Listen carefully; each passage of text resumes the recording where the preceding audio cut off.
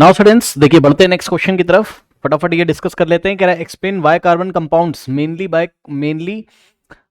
Covalent compounds means explain why carbon forms compounds mainly bye covalent bond. Okay, तो carbon जो compound बनाता है वो कोवेलेंट बॉन्ड के द्वारा ही क्यों बनाता है, तो उसका रीजन हम लोगों ने डिस्कस किया था। ठीक है, लास्ट क्लासेस में, तो यहाँ ज़्यादा हम डिस्कस नहीं कर रहे हैं। आपको पता है क्या कि भाई कार्बन होता है टेट्रावेलेंट, इसकी वैलेंसी 4 होती है, तो 4 इलेक्ट्रॉन ना तो ये लूज कर सकता है ना तो ये गेन कर सकता है। अगर ये लूज नहीं कर सकता है तो ये C4 प्लस कैटायन नहीं बना सकता है, और ये गेन भी नहीं कर सकता है, इसलिए C4 माइनस एनायन भी नहीं बना सकता है। और अगर ये कैटायन एनायन नहीं बना सकता है तो ये आयनिक कंपाउंड नहीं बनाएगा, ये हमेशा क्या करेगा, 4 इलेक्ट्रॉन्स शेयर करेगा। ठीक है ना, तो वही सारी बातें इसमें लिखनी है। इलेक्ट्रॉनिक कन्फिग्रेशन 2,4, इसके आउटर मोस्ट में 4 होते हैं, तो 4 इलेक्ट्रॉन्स को ये शेयर करेगा, और इलेक्ट्रॉन की अगर शेयरिंग करेगा तो कोवेलेंट कंपाउंड्स ये कोवेलेंट बॉन्ड बनाएगा दूसरे एलिमेंट्स के साथ, जिसके कारण कोवेलेंट कंपाउंड बनेंगे। Can explain in brief to main reason for carbon compounds a large number of compounds forming a large number of compound. तो बच्चों यहाँ पर आपको एक्सप्लेनेशन करना है किसके बारे में, आपको पता ही है, कैटिनेशन के बारे में आप लिखोगे इसमें। ठीक है ना, कह रहा है ना कि भाई carbon large number of compound क्यों बनाता है, तो जवाब है फर्स्ट आप लिखोगे कैटिनेशन। कैटिनेशन क्या होता है, सेल्फ लिंकिंग प्रॉपर्टी, और उसमें आपको ये भी लिखना है कार्बन का साइज बहुत छोटा होता है, जिससे जो शेड पेड इलेक्ट्रॉन होते हैं उसके ऊपर न्यूक्लियस की पकड़ बहुत अच्छी होती है। तो यही बात आपको लिखनी। और दूसरी बात आपको लिखनी बच्चों यहाँ पर क्या, कि कार्बन क्या होता है, टेट्रावेलेंट होता है। कार्बन क्या होता है, टेट्रावेलेंट होता है। ये दो रीजन आपको यहाँ पर बताने। टेट्रावेलेंट होता है जिसके कारण ये अपने ही जैसे 4 दूसरे कार्बन एटम से या किसी दूसरे एलिमेंट के एटम से, जैसे कि क्लोरीन से, ब्रोमीन से, ऑक्सीजन से, नाइट्रोजन से, सल्फर से या हाइड्रोजन से भी कंबाइन होकर डिफरेंट टाइप के कंपाउंड्स आपको दे सकता है। हाइड्रोजन से तो होता ही है ना हाइड्रोकार्बन में कार्बन, बट उसके अलावा भी क्लोरीन, उसके अलावा भी हेलोजन से यानी कि क्लोरीन, ब्रोमीन, आयोडीन, कभी कभी नाइट्रोजन से, कभी कभी ऑक्सीजन से भी ये कंबाइन हो सकता है। नाउ नेक्स्ट देखिए बच्चों, why does carbon forms strong bonds with most of their elements. Okay, अब देखो बच्चों ये एक बहुत अच्छा इन्होंने सवाल पूछा हुआ है। ठीक है ना, यही मैं आपसे बोल रहा था, ध्यान से चेक करिए बच्चों। कह रहा है why does carbon forms strong bonds with the most of the elements, तो दूसरे एलिमेंट्स के साथ ये स्ट्रॉन्ग बॉन्ड क्यों बनाता है, तो इसमें वही चीज लिखनी है आपको, क्या कि कार्बन का साइज बहुत छोटा होता है। ठीक है स्टूडेंट्स, कार्बन का साइज बहुत छोटा होता है। ठीक है स्टूडेंट्स, तो कार्बन का साइज छोटा होने के कारण इसका जो न्यूक्लियस होता है, ठीक है, देखिए ये कार्बन का साइज बहुत छोटा है और इसके न्यूक्लियस पे जो पॉजिटिव चार्ज है बच्चों, ठीक, उसकी पकड़ मान लो ये कार्बन का एटम है और ये कोई दूसरा एलिमेंट है, लेट अस से क्लोरीन है। ठीक है, मान लो ये क्लोरीन है। ठीक, अब कार्बन जब क्लोरीन से बॉन्डिंग करेगा तो यहाँ जो शेड पेयर्ड इलेक्ट्रॉन होंगे बच्चों, ओके, तो इन शेड पेयर्ड इलेक्ट्रॉन के ऊपर न्यूक्लियस का कंट्रोल बहुत अच्छा होगा। ठीक, ये शेड पेयर्ड इलेक्ट्रॉन कार्बन के न्यूक्लियस में जो पॉजिटिव चार्ज है उसके द्वारा बहुत अच्छी तरीके से अट्रैक्टेड होंगे और यहाँ बॉन्ड में बंधे रहेंगे। ये चीजें आपको बतानी, मैंने पिछली क्लासेस में भी आपको डिस्कस किया है।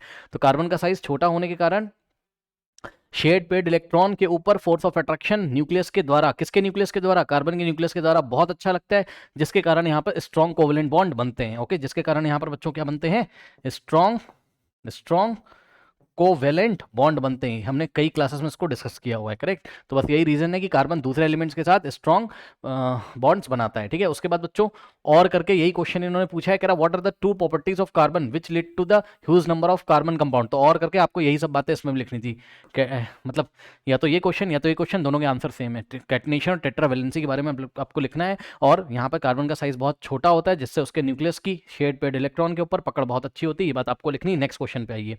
तो बच्चों नेक्स्ट क्वेश्चन नंबर 10, ये सारे क्वेश्चन सिमिलर आपको मिलेंगे, एक जैसे लगभग। ठीक है, कहता है कि एलिमेंट्स फॉर्मिंग, ध्यान से बच्चों चेक करो, कह रहा है कि elements forming ionic compound attain noble gas electronic configuration by either gaining और losing electrons from their valence shell. ठीक है बच्चों, जब भी आयनिक कंपाउंड बनते हैं, जैसे कि सोडियम क्लोराइड, अगर आपको याद हो NaCl, ठीक, तो आपको पता है NaCl सोडियम का इलेक्ट्रॉनिक कन्फिग्रेशन 2,8,1 होता है। ठीक है स्टूडेंट्स, तो सोडियम ये वाला 1 इलेक्ट्रॉन यहाँ से निकाल देगा तो सोडियम क्या बन जाएगा, कैटायन, यानी कि पॉजिटिव आयन Na+, एक इलेक्ट्रॉन निकाल देगा तो उतना ही उस पर पॉजिटिव आ जाएगा, ये कैटायन हो गया। ठीक, तो बच्चों ये कैटायन बन गया सोडियम का। ठीक, और इसी तरीके से क्लोरीन का इलेक्ट्रॉनिक कन्फिग्रेशन क्या होता है, 2,8,7, यहाँ से ये क्या करेगा, 1 इलेक्ट्रॉन जो सोडियम ने निकाला था ये 1 इलेक्ट्रॉन गेन कर लेगा, तो ये हो जाएगा Cl-। अब ये बन गया क्लोराइड एनायन, है ना, इसका इलेक्ट्रॉनिक कन्फिग्रेशन 2,8,8। पहले इसके वैलेंस शेल में, वैलेंस शेल जो आउटर मोस्ट शेल होता है उसमें 7 इलेक्ट्रॉन थे, अब 8 हो गए। ठीक है बच्चों, तो इस तरीके से आप देख रहे हो कैटायन फॉर्म हो रहा है, एनायन फॉर्म हो रहा है, तो Na+Cl- के पास आएगा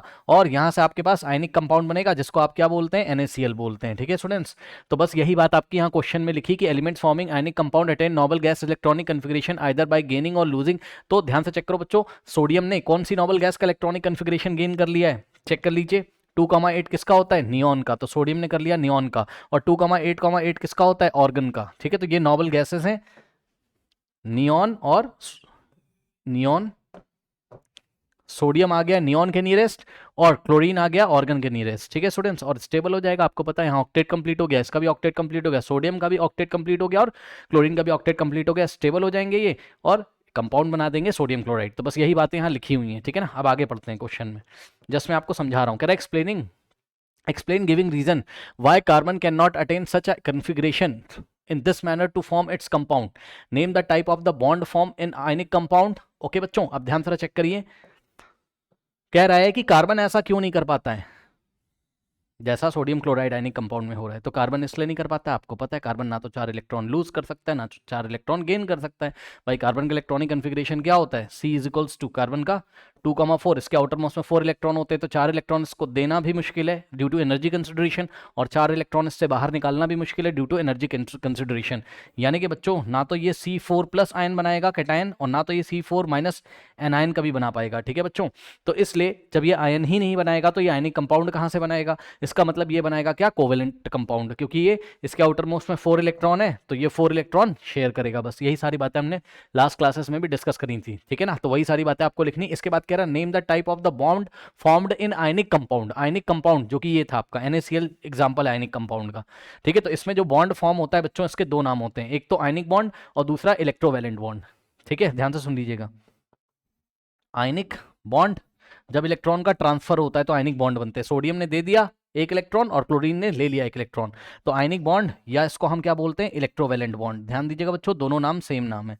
आयनिक बॉन्ड को इलेक्ट्रोवैलेंट बॉन्ड के नाम से भी जाना जाता है। तो आयनिक कंपाउंड में कौन सा बॉन्ड होता है, ionic bond, sorry ionic compound में कौन सा बॉन्ड होता है, आयनिक बॉन्ड या electrovalent bond. Okay, electrovalent bond. आगे पढ़ते हैं, कह रहा है and in the compound form by the carbon. तो सुन लीजिए ध्यान से, थोड़ा समझ लीजिएगा, ये जो मैंने आंसर लिखा है ना, चलो येलो कलर से मैं अंडरलाइन कर दे रहा हूं, ये देखो, name the type of the bond formed in ionic compound. तो आयनिक कंपाउंड में कौन सा बॉन्ड, आयनिक बॉन्ड या इलेक्ट्रोवैलेंट बॉन्ड। और कलर अब मैं चेंज कर दे रहा हूं, मैं ब्लू कलर से कर दे रहा हूं, ध्यान से चेक करेंगे बच्चों। And in the compound formed by carbon, जो कार्बन कंपाउंड बनाता है बच्चों, उसमें कौन से बॉन्ड होते हैं कार्बन वाले में, इलेक्ट्रोवैलेंट बॉन्ड। कौन से होते हैं, electro, oh I am very sorry carbon जो बनाता है उसमें होते हैं covalent compound, means covalent compound बनाता है तो कोवेलेंट बॉन्ड। ठीक है ना, क्या होता है उसमें, covalent compound. Okay, covalent bond, I am very sorry, covalent bond, सही है। ठीक है, फिर से सुन लो, आयनिक कंपाउंड में आयनिक बॉन्ड या इलेक्ट्रोवैलेंट बॉन्ड, नाम क्या है, आयनिक बॉन्ड बोलो चाहे इलेक्ट्रोवैलेंट बॉन्ड बोलो, बात सेम है। और कार्बन क्योंकि इलेक्ट्रॉन शेयर करता है तो वहां क्या बनेंगे, कोवेलेंट बॉन्ड बनेंगे। ठीक, उसके बाद कह रहा also explain the reason why carbon compounds are generally poor conductor of electricity. तो बच्चों कार्बन के जो कंपाउंड्स होते हैं वो generally poor conductor of electricity क्यों होते हैं, तो मैंने आपको बताया क्यों, क्योंकि कार्बन के कंपाउंड में कौन से बॉन्ड होते हैं, कोवेलेंट बॉन्ड, और जब भी कोवेलेंट बॉन्ड होते हैं तो क्या होता है, नो फ्री इलेक्ट्रॉन्स और नो फ्री आयंस। ओके बच्चों, तो नो फ्री इलेक्ट्रॉन्स और का मतलब या तो no free ions available, no free ions available for the conductivity of electricity. ये मैंने आपको पिछली क्लासेस में बताया है। ठीक है ना, आइदर इन एक्वस स्टेट और इन molten state, either in AQ का मतलब एक्वस स्टेट और इन मोल्टन स्टेट। ठीक है, ना तो एक्वस स्टेट में और ना ही, एक्वस स्टेट मतलब पानी के साथ अगर हम सॉल्यूशन बना लें, किसका, किसी ऑर्गेनिक कंपाउंड का, मान लो कोई ऑर्गेनिक कंपाउंड पानी में सॉल्युबल है, उसके साथ पानी के साथ सॉल्यूशन बना लो, एक्वस स्टेट में भी कोई फ्री आयन या कोई फ्री इलेक्ट्रॉन नहीं मिलेंगे। और मोल्टन स्टेट में अगर ले जाओ, मोल्टन स्टेट मतलब खूब गर्म किया, मेल्ट कर दिया, है ना, मान लो कोई ऑर्गेनिक कंपाउंड आपका, कोवलेंट कंपाउंड कोई सॉलिड स्टेट में, उसको मेल्ट कर लिया, तो उसको जब मेल्ट आप कर लोगे तो वो मोल्टन स्टेट में आ जाता है। ठीक है, ओके, तो ना तो मोल्टन स्टेट में और ना ही एक्वस स्टेट में फ्री आयंस अवेलेबल होते हैं, किसमें, कार्बन के कंपाउंड में, जबकि कार्बन का कंपाउंड मतलब कोवेलेंट कंपाउंड में, इसलिए वो इलेक्ट्रिसिटी कंडक्ट नहीं करता है।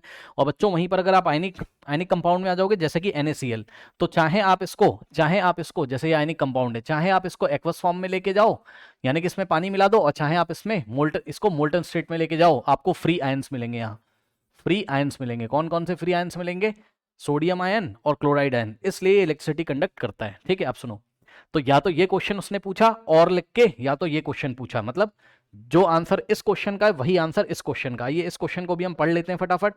कह रहा है element forming ionic compound attain noble gas electronic configuration either by gaining और losing electrons from their outermost shell. Give reason to explain why carbon cannot attain noble gas electronic configuration in the manner to form the compound. तो वही सारी कहानियां हैं। कह रहा है name the type of the bond form ionic compound and in the compound form. उसके बाद कह रहा है ठीक है, सब ये भी सेम है यहाँ तक। कह रहा also give reason why carbon compounds are generally poor conductor of electricity. देखा, तो पुअर कंडक्टर ऑफ इलेक्ट्रिसिटी, अरे ये तो वही क्वेश्चन रिपीट हो गया ना, 2 बार आ गया, चलो कोई बात नहीं, 2 बार प्रिंट हो गया गलती से। अब देखो नेक्स्ट क्वेश्चन में आ जाओ, ठीक है बच्चों। चलो अब देखो क्वेश्चन नंबर, नेक्स्ट क्वेश्चन जो आपका 2014 में आया है, ठीक है ना।